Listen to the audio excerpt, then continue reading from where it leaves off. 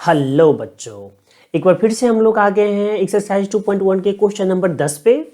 ठीक है, आज हम लोग क्वेश्चन नंबर 10 से आगे देखेंगे, लेकिन हाँ, अगर आप इस चैनल पे नए हैं तो चैनल को सब्सक्राइब करें और वीडियो को लाइक एंड शेयर जरूर करें। तो चलो बिना टाइम गवाए अब हम लोग चलते हैं और देखते हैं हमारा chapter number 2.1 question number 10। If A is an element of 2, 4, 6, 9 and B is an element of 4, 6, 8, 27. Then from the set of all ordered pair A, B such that A divides B and A is lesser than B. तो देखो यहाँ पे क्या कह रहा है, यहाँ पर कह रहा है कि आपको जो ऑर्डर्ड पेयर बनाना है ना ए और बी का, वो इस तरीके का होना चाहिए कि ए से बी कंप्लीट डिवाइड हो और साथ में ए बी से हमेशा छोटा हो। तो हम लोग क्या लिखेंगे, required order pair.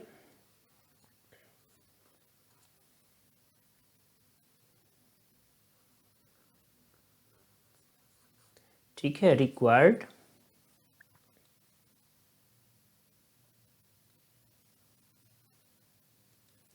Ordered pair,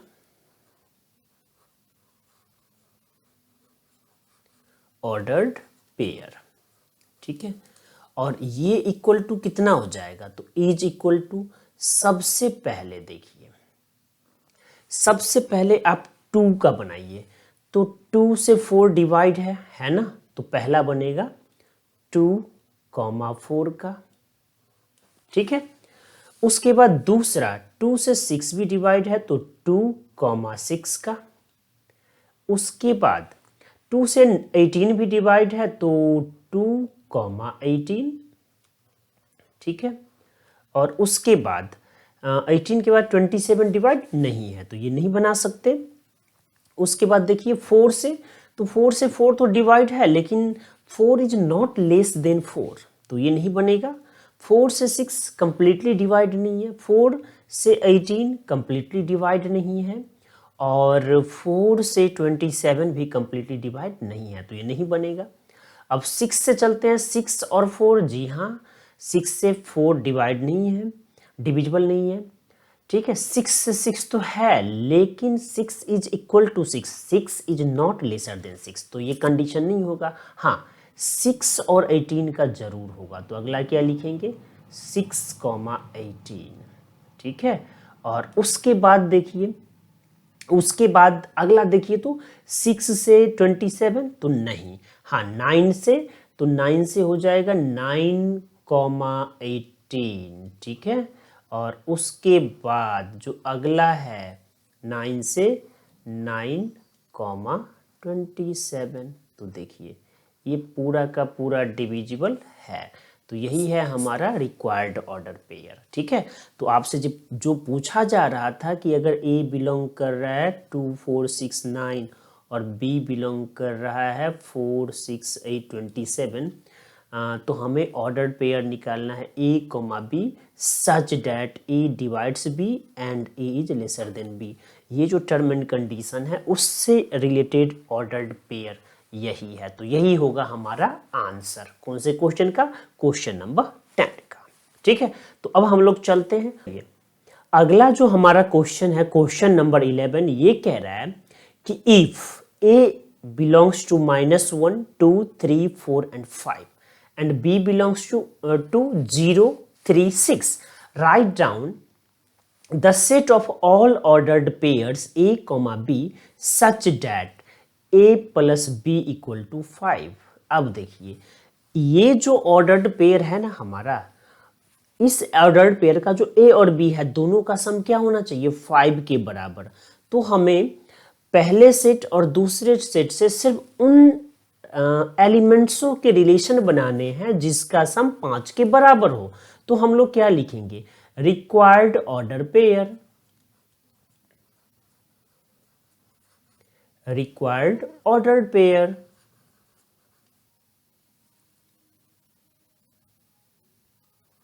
ordered pair.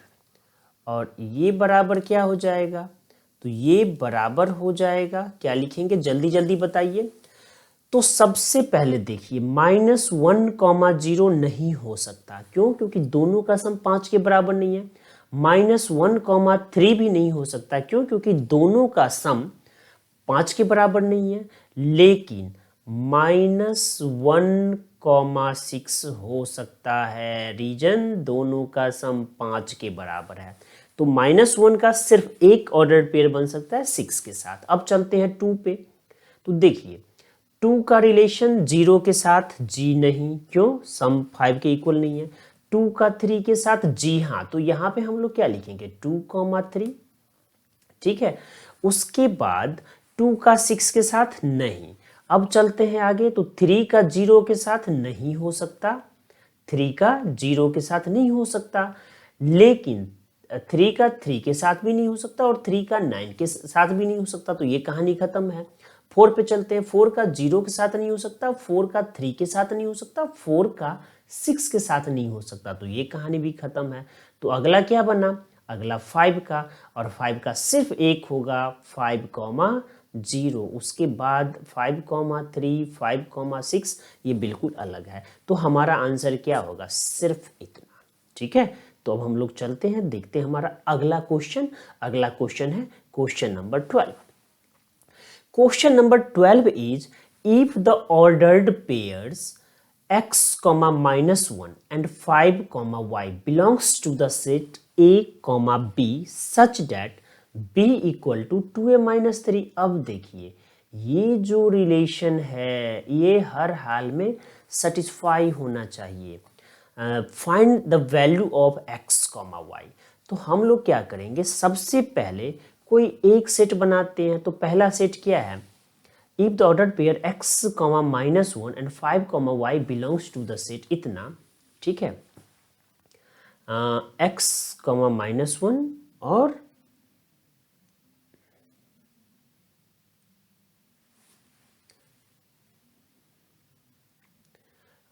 5, y belongs to the set इतना। Then find the value of x। तो देखो सबसे पहले अगर हमने x को रखा कि हमने ये मान लिया कि x -1 ये इज इक्वल टू है। इधर से अगर बनाते हैं सेट तो देखो क्या लिखेंगे? पहला सेट बना लेते हैं। तो ये है a और कॉमा b। तो b के स्थान पे क्या लिखेंगे? 2a-3। ठीक है। तो अब दो ऑर्डर्ड पेयर बराबर होंगे कब? जब x इक्वल टू a हो। ठीक है। और साथ में 1 इक्वल टू 2a-3 हो। ये तो आपको समझ में आ गया। तो क्या लिखेंगे? सॉरी ये तो -1 था। x, -1। ठीक है। तो अब क्या करेंगे? क्योंकि यहां से -1 इज इक्वल टू क्या हो जाएगा? 2a-3। तो यहां से दिस इंप्लाइज डेट क्या लिखेंगे? तो ये हो जाएगा 2a is equal to -1 plus में 3। तो ये हो गया 2। तो this implies that a is equal to 2/2 बराबर 1। ठीक है। और जैसे ही a 1 के बराबर हो गया तो therefore x is equal to a is equal to 1। ठीक है। तो पहला ये बन गया। अब दूसरा है। तो दूसरे पे चलते हैं। एंड 5, y फिर से ये भी क्या बनने वाला है? तो ये बन जाएगा, ये बन जाएगा a और कॉमा। ठीक है। a, b। तो b के स्थान पे क्या लिखें? 2a-3। अब यहां से देखिए कि सिंस a बराबर क्या आ जाएगा? तो a बराबर हम लोग लिखेंगे 5। यहां से आपको पता चला ये और ये ऑर्डर्ड पेयर के रिलेशन के अकॉर्डिंग बराबर होगा और सेम कंडीशन इन दोनों का है। ठीक है। तो हम इक्वेट करते हैं। तो a इक्वल टू 5 हो गया एंड y इक्वल टू 8। तो y इज इक्वल टू हो जाएगा 2a-3। तो यहाँ से हम लोग क्या करेंगे, 2 मल्टीप्लाइड बाई ए, तो ए के स्थान पे 5 -3, तो ये कितना हो जाएगा 10 -3, तो ये कितना 7 के बराबर। तो therefore y is equal to 7। ठीक है, तो ये कहानी हमारा क्या हो गया, कंप्लीट। तो देखिए x का वैल्यू और y का वैल्यू हमने सॉल्व कर दिया ना, कितना आसान है। तो अब हम लोग चलते हैं और देखते हैं हमारा next question, question number 13। Question number 13 कहता है express the following sets explicitly. अब इसमें देखिए इसका जो पहला पार्ट है, ठीक है, फर्स्ट पार्ट, ये आपसे क्या कह रहा है, तो ये आपसे कह रहा है कि x, y such that x square plus y square equal to 25 where x, y belongs to n।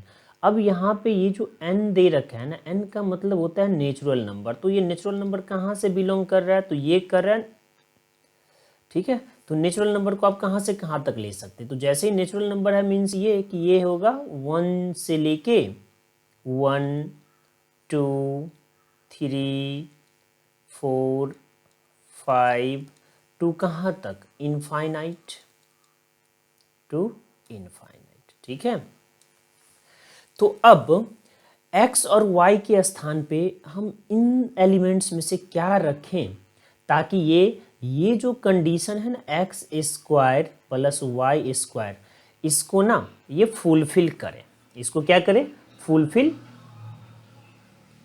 करें। तो हम लोग क्या करेंगे, रिक्वायर्ड सेट, देयरफॉर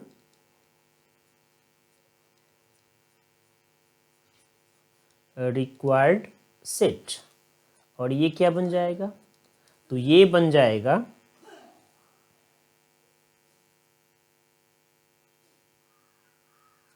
ठीक है। यहाँ पे देखिए तो x को रखिए 3 और y को रखिए 4, तो 3,4, तो ये क्या हो गया 3 का स्क्वायर प्लस 4 का स्क्वायर, ये 9 + 16 25, और कॉमा दूसरा 4 का स्क्वायर और सॉरी 4 और 3, ये स्क्वायर नहीं, यहाँ पे 4 और 3, ठीक है। 4 और 3 रखने से क्या होगा, ये हो जाएगा 25। तो ठीक है, x के स्थान पे 4 और y के स्थान पे 4, तो भी ये होगा 25। ये देखिए हो गया। तो हमारा जो आंसर होगा वो बस यही होगा, क्योंकि इसके अलावा और कोई ऐसा कंडीशन नहीं है जो इसे सेटिस्फाई करे। तो अब देखते हैं दूसरा पार्ट इसका। तो सेकंड पार्ट इज कि x, y और ये जो 2x + 3y = 15 है, और ये दे रखा है x, y belongs to whole number. अब जैसे ही होल नंबर दे रखा है का मतलब w क्या है, होल नंबर। तो होल नंबर कहाँ से स्टार्ट होता है, 0 से। तो w = 8, 0, 1, 2, 3, 4, 5, डॉट और कहाँ तक चलेंगे, इनफाइनाइट तक। ठीक है, इसे बंद कर लें। तो अब जो रिक्वायर्ड ऑर्डर पेयर बनेगा वो क्या बनेगा, तो यहाँ पे लिखेंगे रिक्वायर्ड ऑर्डर्ड पेयर या रिक्वायर्ड सेट। ठीक है, रिक्वायर्ड ऑर्डर्ड पेयर, और ये बन जाएगा होल नंबर है का मतलब सबसे पहले क्या रखे, 2 के स्थान पे कि 15 हो जाए। देखिए जो दूसरा था, जो होल नंबर्स है वो 0 से स्टार्ट होकर इनफाइनाइट तक जाता है, तो ये रहा। अब हमें क्या लिखना है, required ordered pair, ordered pair, और ये क्या होगा, तो अब देखिए रिक्वायर्ड ऑर्डर्ड पेयर बराबर, तो अब होल नंबर में से इस बार रखना है। तो अगर हमने x को पुट करा 0, तो ये क्या हो जाएगा 2 × 0 0, तो 3 को क्या रखे 3y, तो y के स्थान पे क्या रखेंगे 5। तो पहला जो हमारा ऑर्डर्ड पेयर बनने वाला है वो है 0,5। ठीक है, अब चलते हैं दूसरे पे।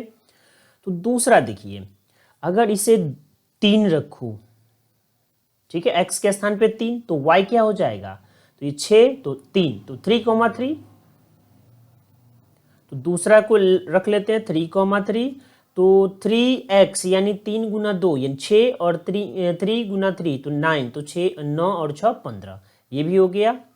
और अगला क्या होना चाहिए, तो 5 और 1 10 नहीं तो 13 ही बनेगा, नहीं होगा 5 और 1 का।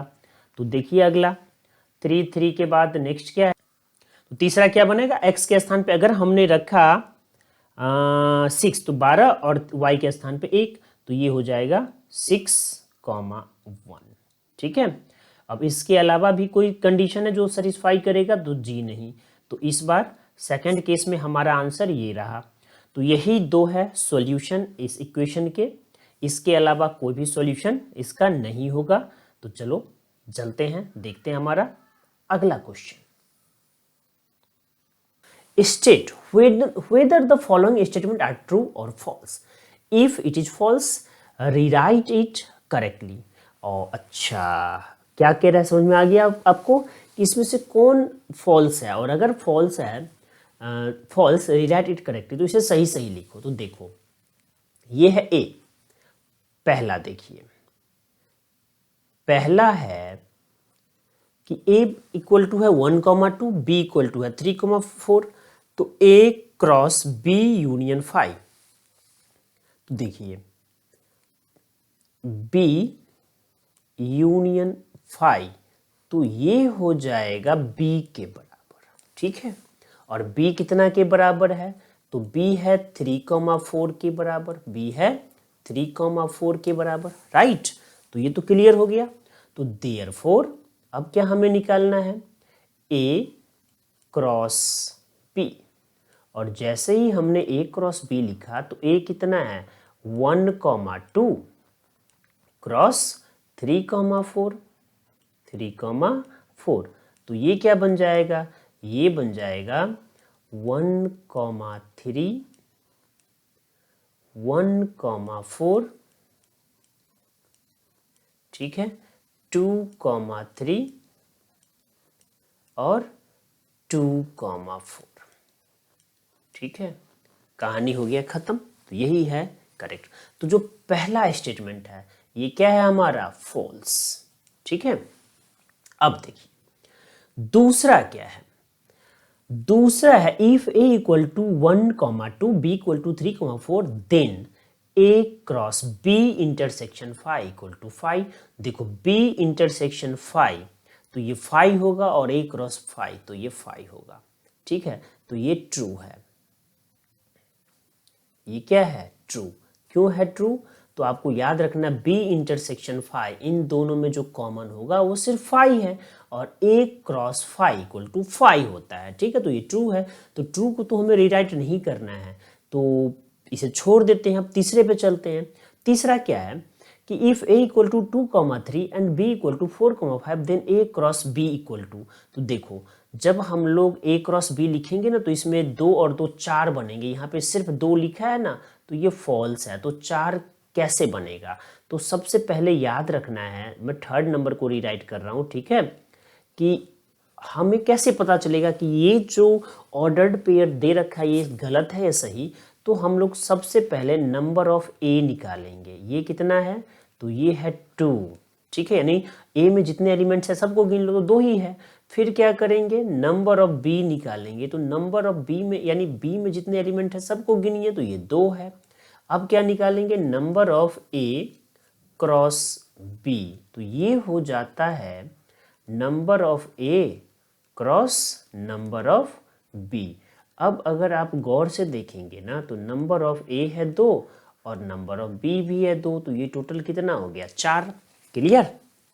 तो ये जैसे ही 4 हो गया ना, तो यहाँ पे कितना दे रखा था, सिर्फ 2, तो फॉल्स हो गया। तो अब सही क्या है, तो क्या लिखेंगे कि ए क्रॉस बी, और ये बराबर हुआ, तो ये इज इक्वल टू सबसे पहले जो ए दे रखा है। तो आप अगर गौर से देखें तो आपको पता चल गया ए सेट ऑलरेडी गिवन है 2,3, तो हम लोगों ने लिख लेना है 2,3, और उसके बाद क्रॉस बी, तो बी क्या है 4,5, तो हमने यहाँ पे लिख दिया 4,5।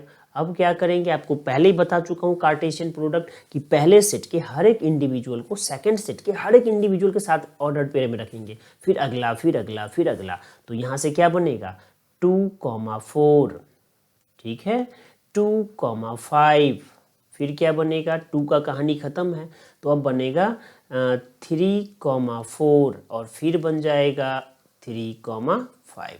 ठीक है, तो यही है हमारा सही ऑर्डर्ड। तो अब आपको क्वेश्चन नंबर 14 भी समझ में आ गया। तो हम लोग चलते हैं और देखते हैं हमारा नेक्स्ट क्वेश्चन, क्वेश्चन नंबर 15। अब 15 क्या है? क्वेश्चन नंबर 15 इज कि इफ a इक्वल टू -1,1 देन फाइंड a cross a cross a।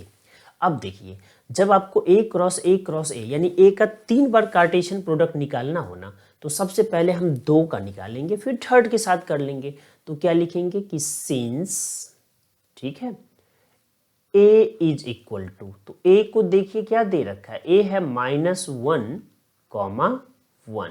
अब हमारा काम क्या है, तो देयरफॉर a क्रॉस a, और इसे हम लोग कैसे लिखेंगे, तो ये हो जाएगा हमारा -1,1, ठीक है, और कार्टेशियन प्रोडक्ट ऑफ -1,1। अब यहां तक के बाद इसका क्रॉस प्रोडक्ट लिख लेते हैं। तो ये क्या हो जाएगा, तो ये 4 बनेंगे, वो आपको ऑलरेडी पता है। तो क्या क्या होगा जल्दी से लिखिए, तो -1, -1, ठीक है, पहला हो गया। फिर क्या लिखेंगे, -1, -1, दूसरा हो गया। फिर क्या लिखेंगे, फिर लिखेंगे 1, -1, तीसरा हो गया। और फिर तो फिर लिखेंगे 1, 1, ठीक है, ये चौथा हो गया। तो अब आपको समझ में आ गया कि a क्रॉस a कितना लिखेंगे, और देयरफॉर हमें 3 का लिखना है ना, तो 3 का कैसे लिखेंगे, a क्रॉस a, और ये बराबर क्या हो जाएगा, तो ये बराबर हो जाएगा -1, -1, ठीक है, और क्रॉस, ठीक है, a क्रॉस a, तो a क्रॉस a ये कितना था, तो यहाँ से a क्रॉस a को अगर आप एक साथ रख लेते तो ये बन जाएगा -1, -1, फिर कितना, -1, -1, फिर कितना, तो फिर बनेगा 1, -1, और लास्ट में कितना, तो ये बन जाएगा 1, 1, ठीक है, इसे भी बंद कर लो। तो यहाँ से देखिए, अब हम लोग यहाँ से आगे कैसे लिखेंगे, तो कार्टेशियन प्रोडक्ट का तो कहानी वही है। तो यहाँ से लिखेंगे -1, -1, पहले का हो गया काम तमाम। अब क्या लिखेंगे दूसरा, -1, -1, दूसरा का भी काम तमाम।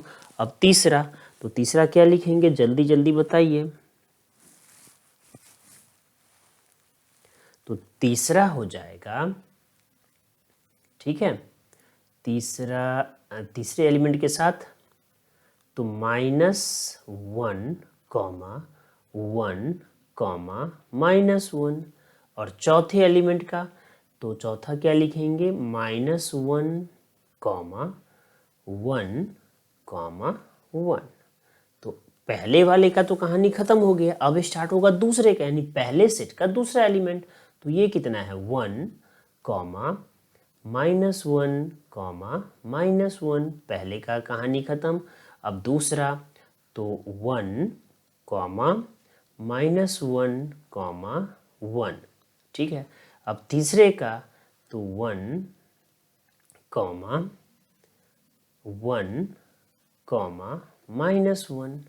अब तीसरे के बाद किसका, चौथे का, तो चौथा कितना हो जाएगा, 1, 1, 1।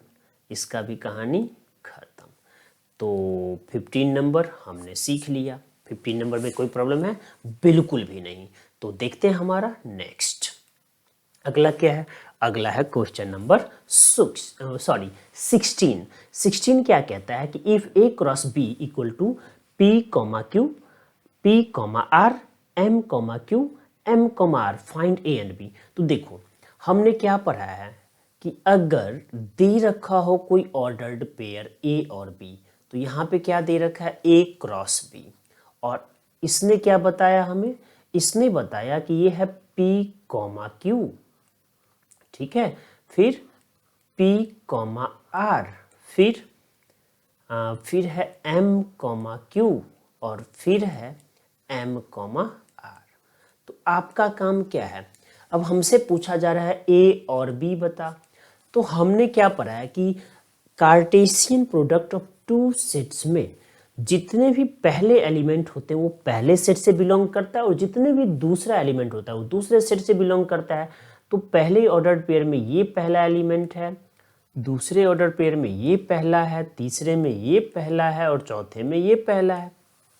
अब आप अगर गौर से देखेंगे ना तो P 2 बार है और M 2 बार है और जो भी 2 बार हो उसे हम सिर्फ एक बार लिखते हैं। तो यहां से क्या हो जाएगा, A इज इक्वल टू, ठीक है, तो ये कितना हो जाएगा P,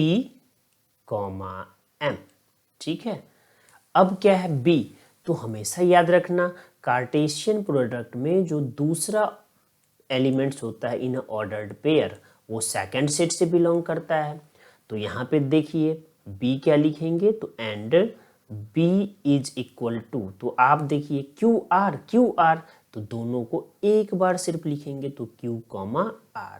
तो यही है हमारा A और ये है हमारा B।